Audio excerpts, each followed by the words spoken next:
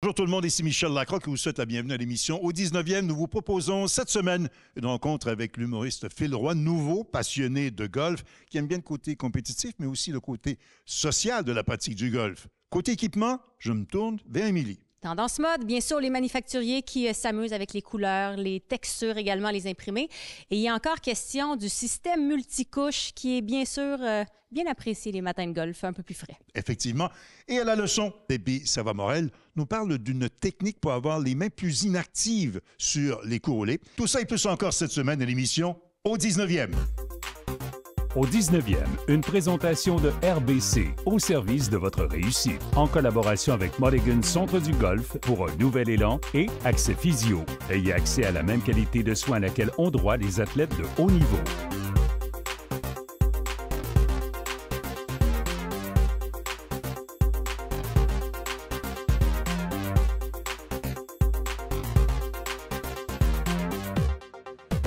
On a le bonheur à l'émission au 19e de recevoir Phil Roy, Yes. le golfeur. C'est l'apprenti, le nouveau. Pat molle. C'est ça qu'on dit? C'est quoi les nouveaux? On dit quoi? Pat tendre? En tout cas, un enfant de moi. Mais il faudrait vérifier dans le dictionnaire golfique. Oui, exactement, oui. Qui t'a initié au golf? Plein d'amis, entre autres Christophe Dupéré, mon ami avec qui j'ai fait 2 ans de tournée. Puis lui, c'est en fait, il s'est comme mis à jouer. Il a joué au golf, je pense, plus jeune. Puis là, à un moment donné, il s'est remis à jouer au golf. Puis là, je checkais ça aller. Puis là, les invitations dans des tournois qui rentraient. Puis à chaque année, j'étais « Hey, non, merci, tu sais, j'aime pas ça. » Donc, tu as refusé plusieurs années Plusieurs années, là, ouais, exact. Puis jusqu'à ce qu'au mois de mai dernier, début du mois de mai, je prenne mon premier club de golf de même, je pense, là. Puis là, j'ai soigné, genre, je pense, de même, là, dans le beurre 5-6 fois. Fini par pogner une balle. Puis là, pour vrai, le son d'un coup qui rentre bien dans une balle, le feeling que ça fait, c'est quand même quelque chose de le fun. Unique. Que j'essaie. Bien, dans mon cas, c'est unique parce que ça m'est arrivé juste une fois. C'est pas ça que je voulais dire. Mais ouais. donc, c'est vraiment les sensations d'un coup bien frappé à l'impact. C'est ça que t'a donné la piqûre. piqûre. Oui, exact. Puis là, tu regardes, elle s'en va en ligne droite. Tu sais, j'étais genre, hey, moi, si je peux juste faire ça tout le temps, sans aller dans des grosses distances, ça serait super. En ce moment, je suis encore dans le slice. Oui, je slice. Et là, un coup que, bon, la piqûre est là, tu te dis, OK, j'ai besoin de bâton, il faut que j'aille jouer avec des amis. Ça a été quoi le cheminement? Je me suis acheté un set de golf. Après ça, j'étais allé au driving range juste à côté ici, au Versant. Et j'ai rencontré Claude Allen, qui est le pro là-bas. Ouais. J'étais allé le voir, j'ai dit, tu donnes des cours? Ouais, je vais être là mardi prochain. J'ai pris 20 cours avec. 20 cours? Ouais. Après ça, j'étais allé jouer avec sur le terrain. Et là, 20 leçons? Ouais. Il n'y a personne qui t'a dit tu devrais prendre des leçons ou quoi que ce soit. C'est toi qui t'es dit. Mais moi, je me dis, si tu veux essayer de faire quelque chose, t'es mieux d'essayer pour de vrai, tu sais. Puis après ça, je comprends toute l'affaire de c'est sur le terrain, t'apprends sur le tas, toutes ces choses-là. Mais moi, je me dis, si quelqu'un m'aide à monter sur le tas, je pense que c'est pas niaiseux. Fait que c'est pour ça. Puis tu sais, juste dans ma position, juste comme avant que j'arrive à être confortable dans cette prise-là, pour vrai, ça a dû prendre 3 semaines. C'est pas quelque chose de confortable au départ. Et j'avais mal tellement, je me serrais fort. Puis après ça, juste le putting. J'aurais pu faire 20 cours juste de short game. Juste de putt, là, j'aurais pu faire 10 semaines, puis j'en aurais pas assez, tu sais. Fait que il y a tellement de choses à voir. Puis tu sais, ce qui est fou, c'est que la balle, elle t'attend, hein? C'est toujours grâce à toi ou de ta faute. Il n'y a pas de « Ouais, mais la glace était raboteuse là, la passe, excuse-moi, je t'avais pas entendu. » La balle est là, puis elle te dit « Prends tout le temps que tu as. » Puis quand elle frappe, en partant, elle fait « C'était ça? » Tu comprends ce que je veux dire? Fait que quand tu slices, quand tu peux pas, c'est toujours de ta faute ou grâce à toi. Puis il y a quelque chose là-dedans que je trouve bien valorisant quand tu t'arrives à bien l'envoyer. Puis quelque chose de comique de te dire me semble que ça a été long, ma préparation, pour un coup aussi dole. Fait que, et moi, il y a de quoi qui me fait bien rire. J'ai pas d'orgueil au golf. Pour quelqu'un qui commence à jouer au golf, j'aime ça poser la question, comment qu'on fait pour attirer la nouvelle génération? Toi, ça fait pas longtemps que tu as commencé. Il y a des choses qui t'ont fait cliquer. Ouais. Donc, comment qu'on s'assure d'aller chercher la prochaine relève? Je pense que c'est les gens avec qui on joue. Tu sais, je veux dire, ultimement, une journée de golf, là, oui, elle est cool, on est d'accord, mais c'est aussi de passer un 4h30, des fois 5. En bonne compagnie. En bonne compagnie, tu marches, tu as du fun, on rit, on s'amuse, tu sais. Puis pour de vrai, c'est réellement un sport. C'est réellement une activité sociale. C'est un combiné de plein de choses, des nouvelles rencontres quand tu es matché avec du monde. Moi, pour de vrai, je trouve que c'est un sport, c'est une activité, c'est un lieu de rencontre. Tout ça mis ensemble, il y a quelque chose qui marche vraiment bien. Puis je pense que c'est dû au fait que tu tapes ta balle, je tape ma balle. Si je m'en vais dans une ligue de hockey puis qu'à toutes les fois que je te fais une passe, ça manque, ça se peut que j'ai moins le goût de jouer avec toi. Il y a juste une rondelle. Il y a juste une rondelle pour 22 gars, tu sais. Fait que là, tandis que tu te places, tu fais tes... Tu jases, tout le monde se donne des trucs. Moi, je pense que suffit de l'essayer, tomber sur du bon monde, je te garantis que tu deviens accro. Y a-tu un terrain au Québec que tu te dis, cette année ou l'année prochaine, je veux jouer, y a-t-il un coup de cœur? Ou tu as joué, non, j'ai vraiment pas fait le tour. C'est sûr que moi, j'habite pas loin du Versant, fait que j'étais allé souvent. J'étais allé jouer au club de golf de Joliette. Incroyable terrain. C'est des joues, ça. Oui. Et là, je suis chanceux parce qu'aujourd'hui, je vais compléter le Mirage parce que c'est mon deuxième tournoi au Mirage. J'ai joué Carolina, puis là, ce matin, je pars Arizona. Fait que là, j'ai complété. Je vais te le dire si ça vaut à peine le Mirage. On se reparle l'an prochain. On se reparle. Le boisé a l'air facile à marcher, il va retrouver mes balles. Phil, merci beaucoup. Un plaisir, salut. Bonne saison. C'est le temps de la question piège. Émilie, particularité avec la classique Zurich de la Nouvelle-Orléans, c'est la seule compétition par équipe que l'on a sur le circuit PGA Tour. Oui, et au terme de l'événement, les deux golfeurs qui auront joué ensemble, qui remporteront l'événement, recevront tous les deux une bourse, bien sûr, des points au classement de la Coupe FedEx et ajouteront une victoire à leur fiche. Voici donc la question quiz de la semaine. En 2017, la classique Zurich de la Nouvelle-Orléans a changé de formule pour devenir une compétition en équipe, une première sur le circuit de la PGA depuis A. Le championnat Walt Disney World Team en 1981, B. Le championnat PNC de 1995 ou C. C'était la première fois de l'histoire que cela survenait. La réponse après la pause.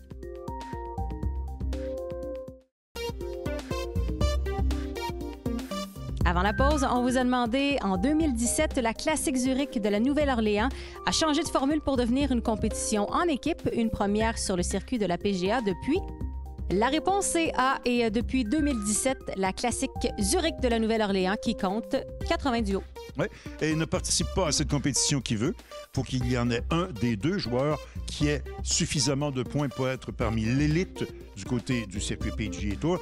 2 formules de jeu co-alternées, 4 balles meilleures balles, 2 rondes de chaque fois. Les 33 meilleurs duos à égalité ou mieux sont autorisés à participer aux rondes finales. Mulligan Centre du Golf présente la capsule équipement. Mulligan Centre du Golf pour un nouvel élan. Êtes-vous dû pour rafraîchir votre garde-robe sportive? Bien, pour certains manufacturiers, le prêt-à-porter golf, ça ne s'arrête pas seulement à une partie de 18 trous. Il est question de fonctionnalité, de look, également de performance, de durabilité. Et on ne s'arrête pas aux couleurs, on s'amuse également avec les textures et les imprimés. Et en prévision de la saison estivale, bien, on a eu la chance de s'entretenir avec quelques-uns des fabricants les plus populaires. Voici donc un aperçu des tendances cette saison. 2025 is all about texture for us. We've seen the market trending away from some of those flat, more printed styles, and the consumers wanting a lot more options in terms of touch and feel and tactile value and immersive interaction with the product. So we've introduced a lot of textures into our line, both lightweight UV protection all the way to textures and jacquards in midweight knits to quilted styles with heavier weight fleeces. So really running the spectrum of light to heavy weight in texture, not only in layering but also in polos. And people are mixing textures as well. You can wear a knit polo with a quilted jacket and a jacquarded layering piece or something. So the consumer, without even realizing, is building textures together and layering them in the way that you can't do with prints. So we've tried to bring a number of options here. We certainly have prints in the line and in the market, but adding that layer of complexity and hand feel and interaction with the product that really elevates the customer experience. So we've added Burr technology to UV. So it's a mineral-based wicking technology and cooling technology. So that is going to add a level of cooling and comfort to the garment that we didn't have previously. So still retaining all the stretch, the lightweight, the UV protection, but adding that cooling and triple chill technology to make it even more comfortable for the user. It's a mineral-based cooling technology, and it's microscopic minerals, so you can't see them, you can't feel them, other than the cooling effect. So if you think about out in nature, when you touch a cool rock, that's essentially the effect that you're getting through this mineral technology. And it's seamless, it's lightweight, you can't even tell it's there, other than the fact that it's cooling you, which is what we love about it. One of the good ones for Fall 25 is Valley Collection. So this is a great color palette of navies and emeralds mixed with white accents. Again, through these collections, you'll see a variety of prints and patterns, different scales, different designs, bringing a little bit of a cool factor while staying in that modern classic lane, but playing with the densities and the weights of the stripes to differentiate, make it feel a little different, and definitely something that feels a lot more fresh than what we've had in the past. A lot of the trends we're seeing is prints are still pretty king. You know, 65 to 70% of what we do is prints when it comes to shirts. So we're architecting our lines to showcase that. Where in the past it might have been half prints, half stripes, now we're doing a percentage of collections to what the consumer is actually looking for. So just to show a few examples, this is what we call our gamer print. You'll see things over the past few seasons have got a lot tighter, a little bit neater, but still it's kind of like a discovery print, we like to call it. 15 yards away, you might not see what's going on, but you get up close and it's got a cool story to tell. It's a cool design, utilizing all colors in the color palette. Thermal Series is getting a fresh kind of revamp for Fall 25. You'll see this cadence with our Tempo Series and Thermal Series lines. Thermo will get a lot of new styles as opposed to just color ups every fall. We want a lot of freshness, a lot of newness, but with that same story of cold weather layering. Because Thermal Series has been around a couple years, and to keep that rejuvenated with a couple fresh looks and silhouettes has proven to be beneficial. So you'll see a lot of new coming out this fall. 4 new styles in total for Thermal Series. Another new introduction is the full zip hybrid jacket. So this one again, protected chest pocket and full zip construction. But when you look at this, we're using different fabrications on the body. So you see the woven paneling on the front, protects you from wind with the knit paneling elsewhere, which is going to keep you warm. So again, four brand new introductions, numerous colors in each category, but a very exciting new launch and new introductions to our Thermal Series line, which has been very, very well received.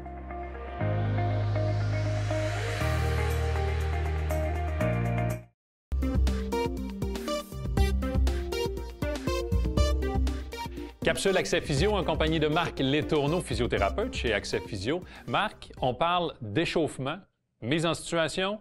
Je sors de la boutique, je viens de payer mon droit de jeu, il me reste 30 minutes avant mon départ. Qu'est-ce qu'un physiothérapeute en pense? Ça peut dépendre. 30 minutes, ça peut être correct pour certaines personnes, mais il ne faut pas oublier qu'un pro va arriver des fois 1h30 d'avance, si ce n'est pas même plus, pour bien s'activer, bien se préparer.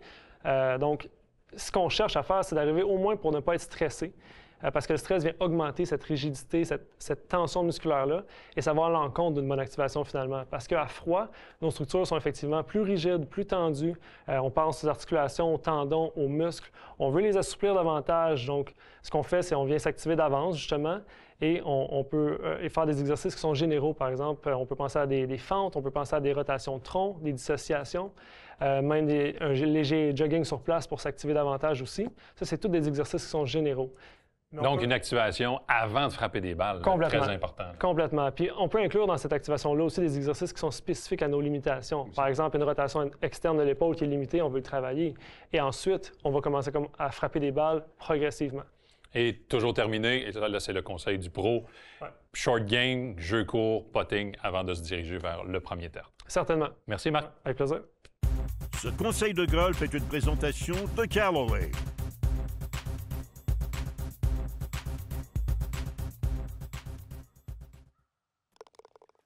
Réussir des coups roulés, c'est ça qu'on veut tous faire davantage. Alors comment?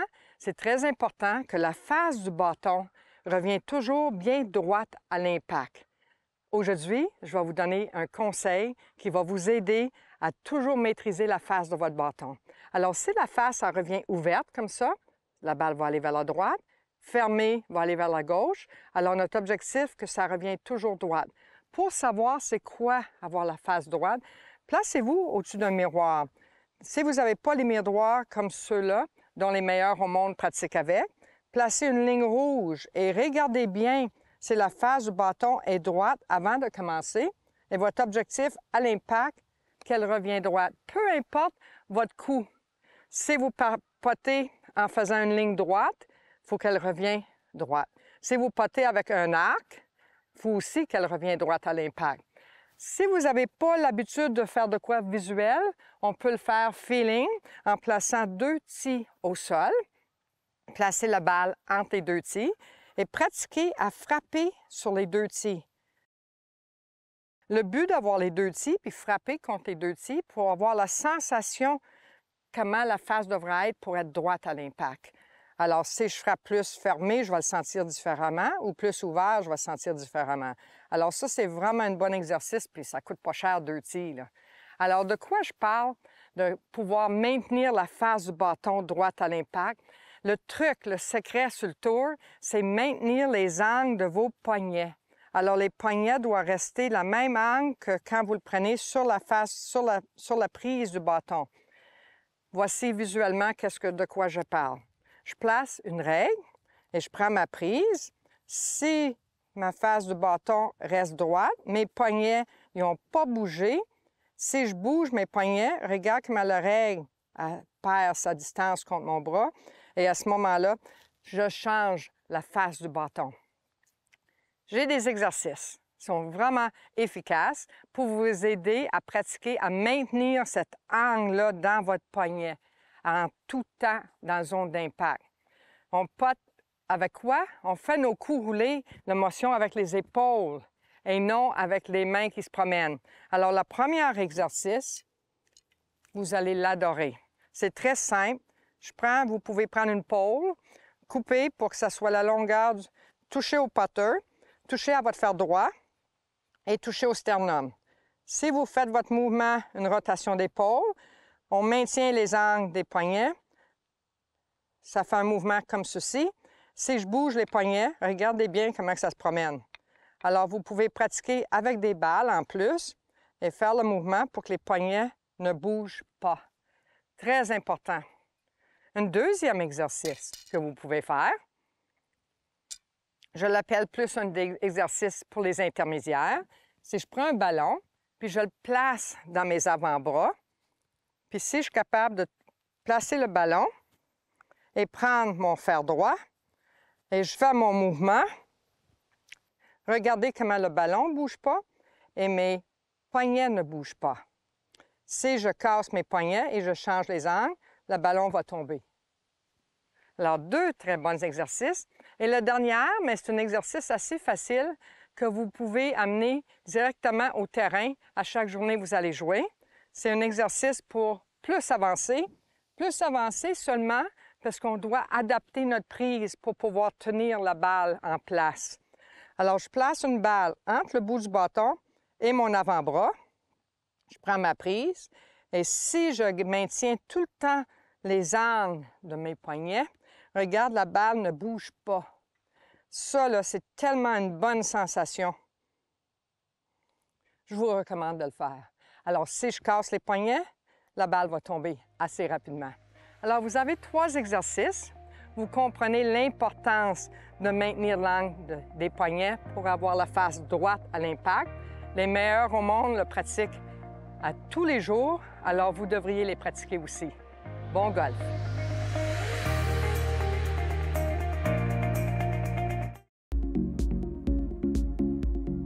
Ça fait déjà un bon moment que l'on n'a pas pris de ces nouvelles à l'émission Au 19e, la golfeuse québécoise professionnelle Josée Doyon. Merci de prendre le temps, Josée. D'abord, comment va la forme? Bien, ça va très bien. Merci de m'avoir à votre émission. Avant de parler de tes récents résultats, Josée, peux-tu nous expliquer comment était ta progression l'an passé en saison 2024 et comment tu as réussi à obtenir ta carte plein privilège sur le circuit Epson? Oui, donc moi, en 2024, je compétitionnais sur le Annika Women's Pro Tour. C'est quand même un circuit majeur, mais c'est comme un mini-tour aux États-Unis. Et dans le fond, le but, c'était vraiment de terminer le top 10 dans ce circuit-là pour avoir, ça l'aide un peu financièrement à payer les frais pour le Q-School. Donc, moi, j'avais terminé 10e, justement, en fait. Fait que j'étais allée participer au stage 1 à Palm Springs, en Californie, en août. Là-dessus, on est 400 filles et en prennent 120 pour passer à l'étape 2. J'ai réussi à faire ça là. au mois d'octobre, c'était le stage 2 à Venice, en Floride. Encore une fois, on est 200, il y en a 65 qui avancent au stage 3. J'ai réussi à passer à travers cette étape-là avec un beau pote de 18 pieds pour terminer qui me le prenait pour faire mon birthday pour le faire, puis je l'ai fait. Donc, là, on se déroule au mois de décembre en Alabama, le stage 3, vraiment qui est le dernier stage final pour avoir les cartes de la LPGA. J'ai malheureusement pas réussi à finir dans, je pense que c'était les top 25. Ma comparte Maud Aimé Leblanc qui avait réussi. On est vraiment contente d'avoir une Québécoise sur la LPGA. Mais moi, un bien pour un mal, ça m'a donné mes cartes complètes sur le Epson Tour qui était aussi très bien. Donc, c'est pour ça que cette année, j'ai un statut complet sur le Epson pour l'année au complet. Avec ce que tu viens de mentionner, est-ce que tu t'es établi des objectifs pour la saison 2025 ou tu préfères voir le tout jour après jour? Oui, en 2025, c'est vraiment assez précis. Sur le Epson, si tu termines dans le top 15 du classement général, tu reçois tes cartes de la LPGA automatiquement. Donc, tu n'as pas besoin de retourner au Q-School. Si tu termines dans le top 65, tu retournes à l'étape finale de la LPGA. Mais pour moi, cette année, vraiment, le but premier, c'est le top 15 du Epson. Donc, avec ma 5e place en fin de semaine, ça m'a apporté au 23e rang. Mais encore là, la saison est longue, il reste 17 tournois. Mais c'est vraiment ça l'objectif précis cette année. Le circuit maintenant se dirige du côté de la côte ouest. Qu'est-ce que tu aimerais peaufiner en vue des prochaines semaines? C'est sûr, c'est d'avoir vraiment des entraînements qui sont solides, bien structurés, de vraiment bien gérer mon temps en termes d'entraînement en volume et en performance. Peaufiner, ça serait vraiment mes deuxièmes. Vraiment, on ramène la balle encore plus proche du trou. Ça va me donner la chance de faire plus de birthday puisque je sais que j'ai vraiment beaucoup de confiance avec mon jeu court.